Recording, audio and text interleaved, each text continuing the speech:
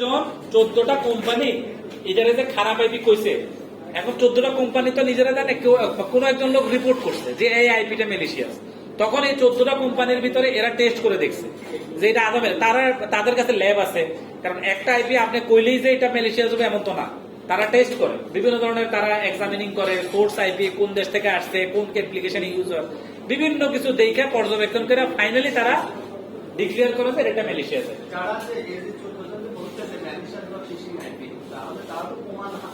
হ্যাঁ হ্যাঁ, তাদের কাছে এভিডেন্স আছে। উইদাউট এভিডেন্স কেউই বলে না এটা, মানে এটা যে কেউই আপনাকে বলবে না এটা। তাদের কাছে আপনি চাইলে এভিডেন্স চাইতে পারেন, এবং আপনারা যদি এটা লাইসেন্স ভার্সন আছে যেমন এটা ফ্রি, আপনারা সাইন আপ করতে পারেন, সাইন ইন করতে পারেন। এটা যদি ফ্রি ভার্সন না কিনে আপনারা যদি অরিজিনাল ভার্সন কিনেন, তাহলে আপনিও নিজে আপনার দেশের বা আপনার যদি কোনো আইপির কাছে ম্যালওয়্যার মনে হয়, আপনি নিজেও এটা তাদেরকে রিপোর্ট করতে পারেন, তারা এটা ইনভেস্টিগেশন করে দেখতে পারেন। সেক্ষেত্রে আপনারটাও এখানে আসতে হ্যাঁ বিট হবে। মানে প্রথমে আপনি একবার সাবস্ক্রিপশন করলে 1 মাস ফ্রি, এরপরে যদি আবার ইউজ করতে চান, চ্যাট জিপিটির মতো আর কি ভাই, প্রথমে চা খাওয়া শিখাবে, আপনার চা কিনা খাবেন আর হচ্ছে। দিস ইজ বিজনেস ভাই,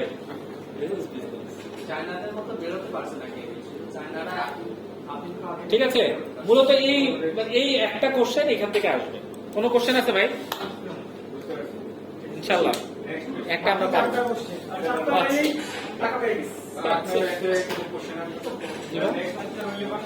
ফরেনসিক থেকে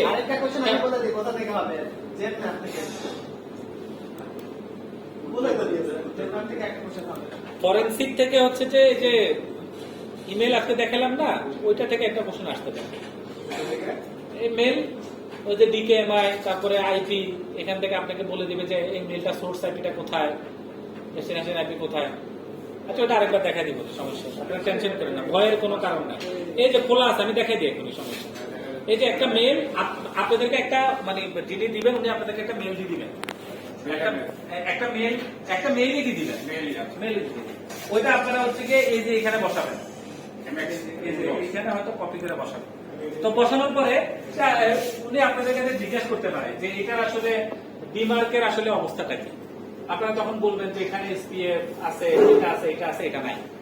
যে সিচুয়েশনটা আপনি পাইলেন মানে ওইটা আপনি বলবেন। তারপরে সে আপনাকে বলবে যে এই মেলটা আসলে কোথ থেকে আসছে, সোর্স আইপিটা কোনটা। তো সোর্স আইপি তো দেখাই যাচ্ছে যে এইটা হচ্ছে তার সোর্স আইপি। তারপর সে বলতে পারবে যে এই আইপিটা কি এত মানে আদৌ কি ভালো আইপি না খারাপ আইপি, জাস্ট কপি করে বাইরে চলে বসাই দিবে। তাহলে আইপিটা ভালো না খারাপ হ্যান্ডটা রেকর্ড পাবেন, এটা আইপি। তারপরে সে আপনাকে বলে দিবে যে এই মেল, এই যে মেলটা আসছে খারাপ কিভাবে বুঝবো, এই যে আইপিটা নিয়ে বাইরে চলে বসাই দিবে, বাইরে চলে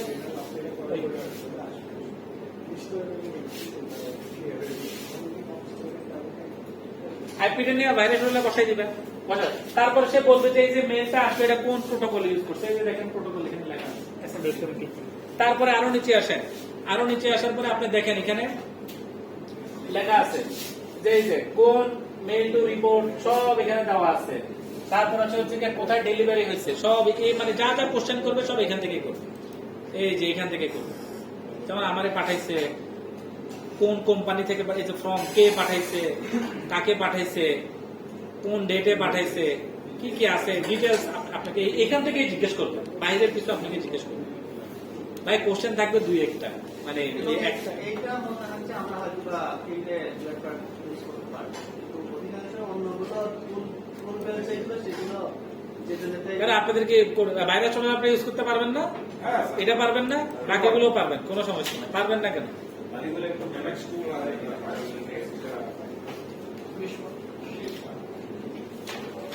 আচ্ছা কয়টা বললাম? ডিএমএআরসি পলিসি নট অ্যানাবল, এটা ক্রস আসলে কি হবে?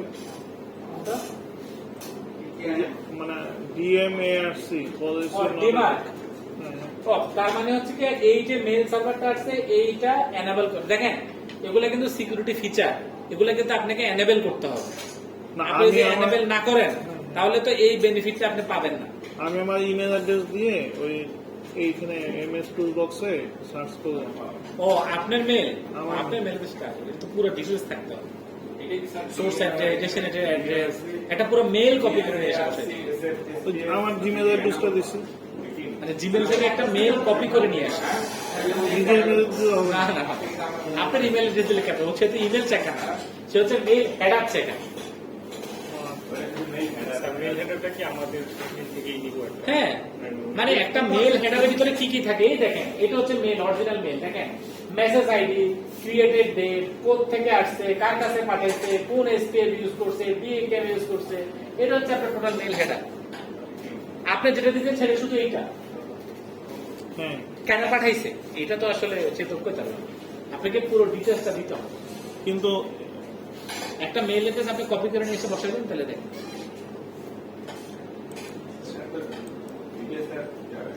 আচ্ছা, সেকেন্ড আরেকটা কোশ্চেন হচ্ছে, দুইটা তো বলে দিলাম, তারপরে আসেন হচ্ছে গিয়া এসএসএল সার্টিফিকেট পড়েছে না? পড়ানোর কথা। এসএসএল সার্টিফিকেট, এসএসএল সার্টিফিকেট বুঝেন?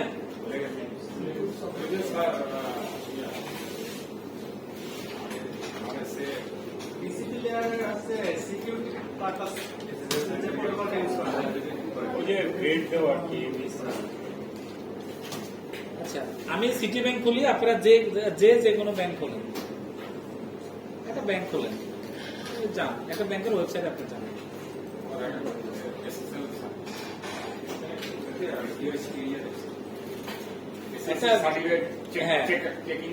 হ্যাঁ,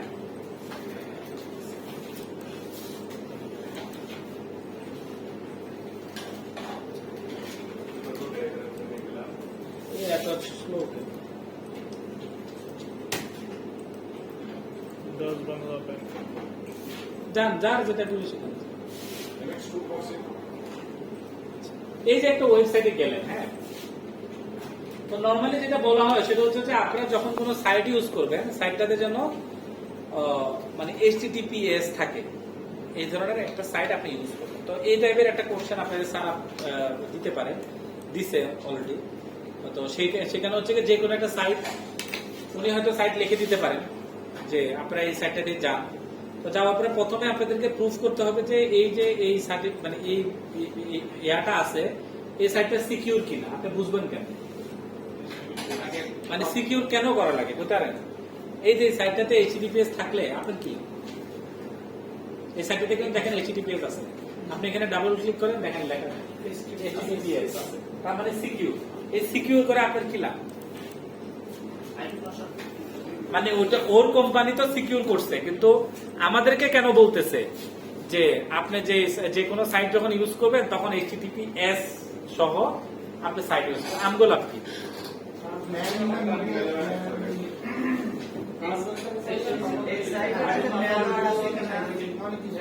না, ম্যালওয়্যার না, এক্সপিআর ইনজেকশন সহজে করা যাবে। Exactly this one. তার মানে এই সাইটটা যদি আপনি ইউজ করেন, আপনি স্বাভাবিকভাবে কোনো না কোনো জায়গায় লগ ইন করতে হইতে পারে আপনাকে। আপনি মনে করেন যে মিউচুয়াল ট্রাস্ট ব্যাংকের সাইটে গেলেন, আপনি যেতে চান ইন্টারনেট ব্যাংকিং এ, তো এখানে আপনি দেখেন এখানে লেখা আছে ইন্টারনেট ব্যাংকিং, ওই দেখেন আপনি ইন্টারনেট ব্যাংকিং এ ক্লিক করলেন, চলে গেল ইন্টারনেট ব্যাংকিং পেজে, সেম পেজ কিন্তু। চলার পর দেখেন এখানে আপনাকে ইউজার নেম দিতে হবে, পাসওয়ার্ড দিতে হবে। এখন এই যে ইউজার নেম পাসওয়ার্ডটা আপনি দিলেন, এই পাসওয়ার্ডটা পৃথিবীর কোন লোক দেখতে পারবে না যে আপনি কি ইউজার নেম দিলেন আর কি পাসওয়ার্ড দিলেন, কারণ এই পাসওয়ার্ডটা আপনি এখানে বসে দিচ্ছেন, এই বিসিসির এই বিল্ডিং এ বসে আপনি দিচ্ছেন। এই পাসওয়ার্ডটা আপনার নেটওয়ার্ক ফেটওয়ার্ক হাবি যাবি ঘুরে ক্লাউড ঘুরে মিউচুয়াল ট্রাস্ট ব্যাংকের ডাটা সেন্টারে যেই সার্ভারের ভিতরে এই অ্যাপ্লিকেশনটা চলে তার কাছে গিয়ে রিকোয়েস্ট ল্যান্ড হয়েছে। এই যে মাঝখানে গেল সে, এই যে পুরো পার্টটা গেল এবং সে ওইখান থেকে অথেন্টিকেট করে আবার আসবে, তার মানে আপনার সাথে ওই সার্ভারের একটা কমিউনিকেশন এস্টাবলিশ হলো। তারপরে যতক্ষণ আপনি এই সেশনে থাকেন ততক্ষণ আপনি কিছু রিকোয়েস্ট পাঠাবেন, সে আপনাকে কিছু রিপ্লাই পাঠাবেন, তো রিকোয়েস্ট রেসপন্স চলতেই থাকবে। এই যে ইন দা মেইন টাইম যে কমিউনিকেশনটা হবে, এই কমিউনিকেশনের ভিতরে অনেক ধরনের ডাটা ট্রান্সফার হবে। আপনার ইউজার নেম, আপনার ব্যালেন্স, আপনার ক্রিডেন্সিয়াল, আপনার ইমেজ, ছবি, কোন অ্যাকাউন্ট, অনেক কিছু দরকার। এই ডাটা ট্রান্সফারটা যেন কেউ না দেখতে পারে, সেই জন্য আপনাকে এই টোটাল পার্টটাকে encryption, end to end encryption করে রাখবেন। এই জন্যই আমরা HTTPS সাইট আমরা ইউজ করি। এখন প্রশ্ন হলো, এই HTTPS টা কিভাবে বুঝবেন যে HTTPS তো সে করছে? এখন মনে করেন যে এখন এই পৃথিবীতে অনেক অ্যালগোরিদম আছে, আপনি অনেক অ্যালগোরিদম দিয়ে এইচটিপি পেস করতে পারেন। তো যেমন মনে করেন যে প্রথম যুগে যেসব মানে এনক্রিপশন গুলো আসতো, এগুলো ছিল অনেক সিম্পল এনক্রিপশন, ওগুলো এখন দেখা যায় ব্রিজ হয়ে যায়। এখন আবার ওইটাকে যেন ব্রিজ করতে না পারে, তাহলে এনক্রিপশন অ্যালগরিদম আর একটু কঠিন হচ্ছে। এইভাবে এনক্রিপশন অ্যালগরিদম কঠিন হতে হতে এখন একটা লেভেলে আসছে। এখন আবার যেটা সবচেয়ে সিকিউর, যেমন AES 256, এখন সবাই বলে এটা সবচেয়ে সিকিউর। এটা আজ থেকে 10 বছর পরে যান, যখন কোয়ান্টাম কম্পিউটার আসবে, AES 256 কেন সিকিউর? শুধুমাত্র টাইম নাই বলে মানে ব্রেক করা যাচ্ছে না। তার মানে AES 256 বলতেছে তুমি যদি AES 256 অ্যালগরিদমটা ইউজ করো এবং এই অ্যালগরিদম দিয়ে যদি কোনো একটা জিনিসকে এনক্রিপ্ট করা হয়, তাহলে সেটা ব্রিজ করতে 200-250 বছর সময় লাগবে। এখন যে কম্পিউটার আছে প্রসেসিং ক্ষমতা কম, এখন যে কম্পিউটার আছে ওইটা দিয়ে 200-250 বছর লাগবে। যখন আপনার কোয়ান্টাম কম্পিউটার আসবে 2 ঘন্টা হয়ে যাবে, তখন আর ওই এনক্রিপশন কোনো লাভ নাই। তখন AES বলবে কি আমার 256 এটা সিকিউর না, তুমি একবার 1000-এ যাও, 2000-এ যাও, 5000-এ যাও। তখন সে ওই মানে টেকনোলজি এইভাবে আপনাকে টেস্ট করতে হবে যে কোন অ্যালগরিদম ইউজ করা হয়েছে, তার কত বিট, এটা কিভাবে চেক করা হয় আমি আপনাদেরকে দেখাই। এই যে দেখেন এই একটা সাইট আপনারা ইউজ করেন, আপনি এখানে ক্লিক করেন, এই যে সাইট, এই যে এখানে দেখেন তালা লাগানো আছে, বুঝছেন? দেওয়ার পরে এখানে ইউজ করেন। দেখেন আমি আপনাদেরকে দুইটা সাইট দেখাই। হ্যাঁ,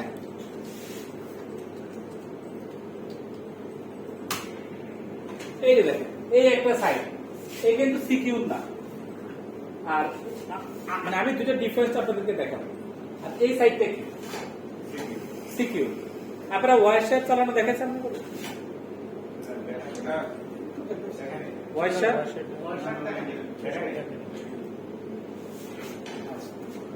দেখেন এই সাইটটা আপনি দেখেন, দেখা করে দেখেন এইটাতে আছে একটা তালা লাগানো আছে, তার মানে এটা সিকিউর।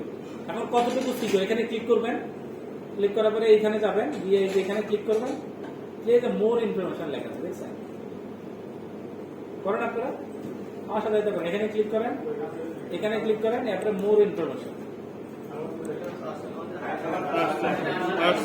আপনারা গুগল ক্রোম ইউজ করতেছেন, আমি মোজিলা ইউজ করতেছি, কোনো সমস্যা নেই। একটা দাঁড়ান, তা আমি গুগল ক্রোমে যাই,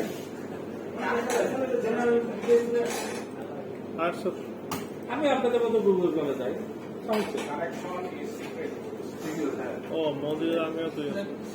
মানে কেউ মজিলা ব্রাউজার ইউজ করতে পারে, এটার কোনো পার্থক্য মানে চলেন আমরা এখন গুগল ক্রোমে যাই। দেখেন আপনার তো এরকম পাইতেছে না? হ্যাঁ, এইখানে ক্লিক করেন, ক্লিক করে যে কানেকশনের সিকিউর ক্লিক করেন, এই যে সার্টিফিকেট ভ্যালিড দেখছেন, এই যে এখানে দেখেন একটা জিনিস আছে বক্স, ক্লিক করেন, করছেন? এটা গেল গুগল ক্রোম। আর যারা মোজিলায় আছেন তারা কি করে, এই যে তালায় যান, কানেকশন সিকিউরে মোর ইনফরমেশন আছে।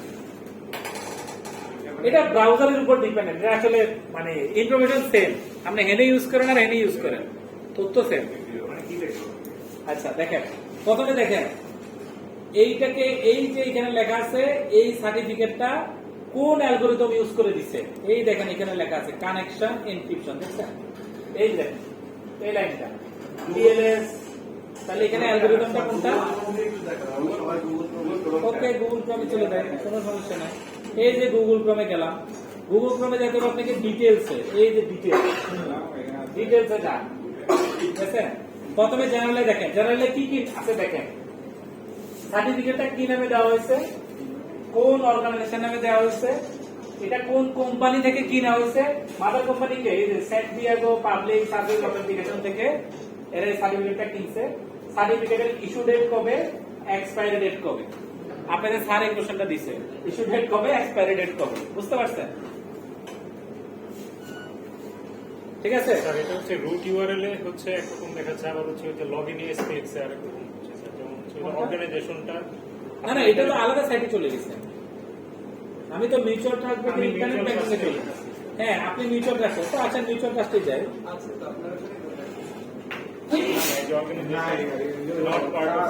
না না না, আমি দেখাচ্ছি আপনি এই যে স্যার ওইখানে অর্গানাইজেশন হচ্ছে মিউচুয়াল ট্রাস্ট হ্যাঁ। দেখাচ্ছিল, এখানে নাই। সেটাই বললাম, দুইটা কিন্তু ওয়েবসাইট একই, কিন্তু এটা হচ্ছে ইন্টারনেট ব্যাংকিং পোর্টাল, মানে ওয়েবসাইটের জন্য তারা রাখছে এটা। যখন আপনি ইন্টারনেট ব্যাংকিং এ চলে যাবেন তখন সাইটটা চেঞ্জ হয়ে গেছে, আপনি চলে গেছেন ইন্টারনেট ব্যাংকিং এ, মানে এই বিল্ডিং এ ঢুকছেন, ঢুকার পরে কেউ চলে গেছেন বিকেআইডিতে আইছেন, কেউ উপরে চলে গেছেন। তো এইখানে সিকিউরিটি অ্যাক্সেস কন্ট্রোল কিন্তু আলাদা আছে। স্যার একটা জিনিস আমি বুঝতেছি না, আপনার ব্যাংকে মজিলা ফায়ারফক্সে দেখতেছি চার্জ কি মানে কি ডেট, মানে এক্সপায়ার ডেট হচ্ছে 4 সেপ্টেম্বর 2025, হ্যাঁ, আর এইখানে এক্সপায়ার ডেট হচ্ছে 5 সেপ্টেম্বর 2025। আচ্ছা, একদিন বেশ কম আছে। মানে দুই জায়গায় দুই রকম ইনফরমেশন আসবে কেন? ডাসবাংলা ব্যাংক তাহলে এই বলতে হতে পারে না না, এটা তো মিউচুয়াল ট্রাস্ট। না না, আচ্ছা, রাজবাংলারই। ডাসবাংলার কথা বলতেছি যে দুই রকম ইনফরমেশন আসবে, মানে একদিন এদিক সেদিক হচ্ছে, যাই হোক, হতে পারে। মানে ব্রাউজারের কারণে চেঞ্জ হবে। আপনার ইস্যু মানে যে পিরিয়ডটা আছে সেটা অরিজিনাল যারা সার্টিফিকেট দিয়েছে সেখান থেকে আসে। এখান থেকে ইস্যু ডেটটা আসতে পারে, এক্সপায়ারি ডেটটা আসতে পারে। কিন্তু আমার প্রশ্ন যে যদি মজিলাতে একরকম আসলো, গুগল ক্রমে একরকম আসলো, তাহলে পরীক্ষায় যে কোনো দুই ব্রাউজারে তো দুই রকম আসবে না? আমার তো দুই রকম না আসছে। না, আপনাকে তো সাইট লিখে দিবে। না না, আমি তো দুই একই ব্যাংকের দুই জায়গায় চেক করছি। নর্মালি হওয়ার কথা না, একদিনে দেখছি। এখন এটা দেখতে হবে যে কান্ট্রি ওয়াইজ অরিজিনে কোনো স্বাভাবিক সমস্যা হচ্ছে। ডাসবাংলা ব্যাংক মানে একটাতে আছে 4 তারিখ, একটাতে দেখাচ্ছে 5 তারিখ। এটা না না, same same same website, Same website. যাক, এটা আমি দেখি, কালকে জিজ্ঞেস করবো রবিবার, এটা একটু মাসে আমি নিজেও লক্ষ্য করে নিই। তাহলে এখান থেকে এক্সপায়ারি ডেটটা আসতে পারে। আচ্ছা, নাম্বার 2 হচ্ছে যে তারপরে ডিটেলসে যান। ডিটেলস একটা আছে, তার দেখেন এই যে ডিটেলস দেখছেন, ডিটেলসে যান। ডিটেলসে যাওয়ার পরে দেখেন আপনাকে জিজ্ঞেস করতে পারে যে এই যে সার্টিফিকেটটা ইউজ করো সেখানে ভার্সন কত, ভার্সন হচ্ছে 3। এই যে এখানে ক্লিক করবেন ভার্সন 3, তারপর দেখেন আসেন সিরিয়াল নাম্বার, সিরিয়াল নাম্বারটা জিজ্ঞাইতে পারে। তারপরে সিগনেচার সার্টিফিকেট কোন অ্যালগরিদম ইউজ করছে দেখেন, অ্যালগরিদম হচ্ছে SHA-253 উইথ RSA এনক্রিপশন। ইস্যুয়ার কে দেখেন, ইস্যুয়ার কে এই যে স্যান ডিয়েগো লিমিটেড, সেই ইস্যু করছে। তারপরে ভ্যালিডিটি ওই যে নট বিফোর আছে এখানে, Issuer সাবজেক্ট। তারপরে হচ্ছে যে আপনার এখানে থাকে যে পাবলিক কি প্রাইভেট কি, এত কিছু জিজ্ঞেস করবে না, বাট যেটাই জিজ্ঞেস করুক ওই তথ্যটা আপনারা এখান থেকে পেয়ে যাবেন। বুঝতে পারছেন? কোনো কোশ্চেন আছে? শুরুতে আপনাকে একটা সাইট দিয়ে দিবে যে আপনারা এই সাইটটাতে যান। এই সাইটটাতে যাওয়ার পরে যেমন এই কোশ্চেনে যেটা দিচ্ছে সেটা আমি আপনাদেরকে বলে দিই। যেমন এখানে দেওয়া আছে সিটি ব্যাংকের সাইটে দেওয়া আছে। হ্যাঁ, সিটি ব্যাংকে আমি তো যেটা লেখাতে সেটা আপনার সারাতে চেঞ্জ করে দিতে পারবে। যেমন এখানে আছে হোয়াট কি has been used for this site, কি কি ইউজ করা হয়েছে। হ্যাঁ, তারপরে হচ্ছে যে when the certificate will be expired, কবে এক্সপায়ার হবে, what is the signature algorithm, এবং which TLS version are open this. TLS version দেখছেন, এই যে TLS ভার্সন, এই যে TLS ভার্সন হচ্ছে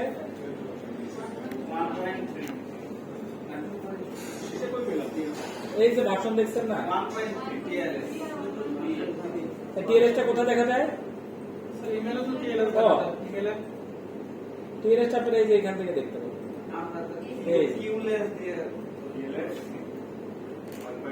আপনারা সবাই গুগল ক্রমে খুলবেন না, সবাই মজিলাতে খুলবেন। মজিলা খুব চমৎকার।